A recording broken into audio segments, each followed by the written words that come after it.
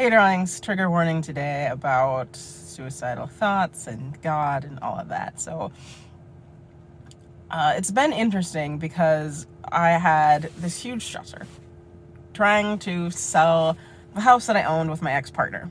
So it was hard because my ex-partner has, bipolar stuff and, borderline personality disorder. And so his mood was just super all over the place. And I never knew what to expect.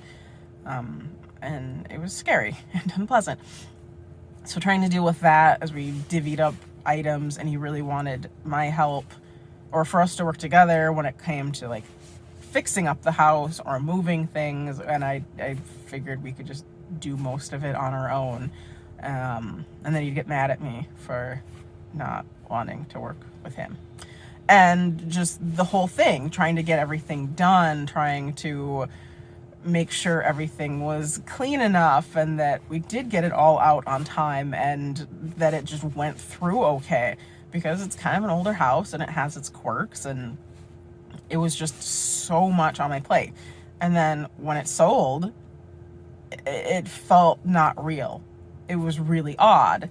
And so when we have a huge stressor and it ends, it can kind of mess us up, because we have this whole chemical cocktail going on of cortisol and adrenaline and everything. And then when that stressor is removed, I think our brains don't really know what to do. And so I was dealing with that, but then also I was in mourning because this was a house I'd worked on for like 10 years. And then I not only was leaving that, but also leaving my home city that I'd been in for 35 years, born and raised. And so, excuse me, Rhoda, it was a lot. And I had kind of self-isolated, the day after it all happened, because I was feeling down. And that's a thing I tend to do, because when I feel down, I don't feel like people want to be around me. I feel like I'm kind of worthless, that I'm just annoying. And by the time I realized that I needed comfort, it was too late, because I have my two partners, and a couple nights a week they have an evening together where they get to connect and all of that. And beforehand, when they would do that, I would have these different fears behind it, and I would get kind of upset. And after they connected, my main partner 5 would come and comfort me. And we all realized that that wasn't great for his wife, Ronnie, because she likes to have just a whole evening with him. And so if he was leaving her to come comfort me, it messed up, the trust that her body had in him, of like, oh, we might connect, but then he might be gone. And so I was super determined not to mess that up. And I'd gotten to the point where I was okay. And I was like, okay, you do your thing and I'll just hang out and do my thing. And, but that night I really, really wanted comfort, and I couldn't have it. And I have a special friend, Stallion, but they live an hour away and had the Rona. Like, I have the Rona. And so it's like, I obviously could not go see them. And so I felt super, super alone. And then I also had this thought of like, I have a couple half relationships. Like, 5 does everything he can, and he does give me the majority of his time, but it's still not like a full relationship, because, he has Ronnie and he loves her so much and needs her, and, just has had her in his life for like 13 years. And so to me, like, it can never be this like full thing. And then with Stallion, like, I love them so much, but there's just all this stuff, and a relationship isn't in the cards. And so it feels hard. And then last night it just felt even harder, because I felt alone. I was going through all this stuff, and I felt kind of silly about it too, because I'm like, I sold my house. Like, that's exciting. I made money off of it. Like, woo. But it was sad. And I tried to distract myself. I took a bath. I watched Letterkenny. I scrolled through TikTok. I groomed so I would feel good in my body instead of a Sasquatch.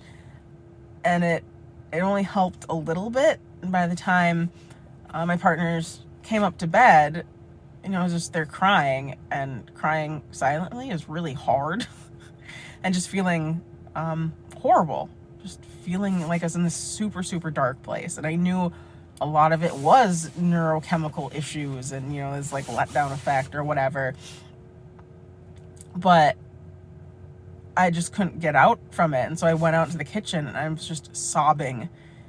And the pain was so bad, like just the emotional pain. And I felt like I shouldn't be around anymore. I just wanted to get rid of it, not be in it. And I very much thought about, you know, of dying. I checked how much Tylenol we had. I was trying to think of different methods that wouldn't cause problems if it didn't work. You know, not like, oh, there's guns in the safe downstairs, or I could drink a whole lot, or maybe have like some, I don't even know how you do that, like some special herb, and just go outside. It was 7 degrees, and maybe sleep, hopefully, and hopefully not wake up. And I was just thinking about all these things, because I was like, I don't have a full relationship. Like, two halves don't make a full in my mind. And for a lot of poly people, I'm sure it would. It'd be like amazing. And I just don't know if that's how I roll. Like, I want to be wanted the same way I want someone else. And I always just feel kind of like this obligation and this burden, and that people just kind of have to hang out with me. And I didn't know how to turn that around, because I also know that what you put out, you get back. And so I'm like, I don't want to have this belief and just keep getting it back. Like, how do I get out of this? And I couldn't figure it out. And I was just so desperately trying, and it just, nothing seemed to work. And I was like, oh, well, people will miss you. People love you. And I was like, it'll be okay if I'm gone. Like, no one will actually care that much. And it was really silly, because what actually made me not do it, besides fear too, was like, there are people on TikTok who have said, hey, I appreciate your content. Like, I don't feel so alone. Like, please keep making it. And I was like, okay, I will. And I'm like, that's an odd reason to stay alive. Not for the people who love me, but for like random people who are like, hey, your content helps me. And then I was also praying about it and just being like, God, help. Like, how do I get through this?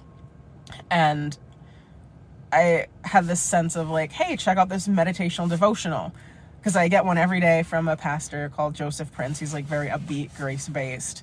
And it was about trusting. It was saying, stop trying to force things to happen. Stop trying to like just push and pull and like jam everything into place. Like, just relax, just rest in God's peace and let him take care of things for you. Because I realized I want a whole relationship.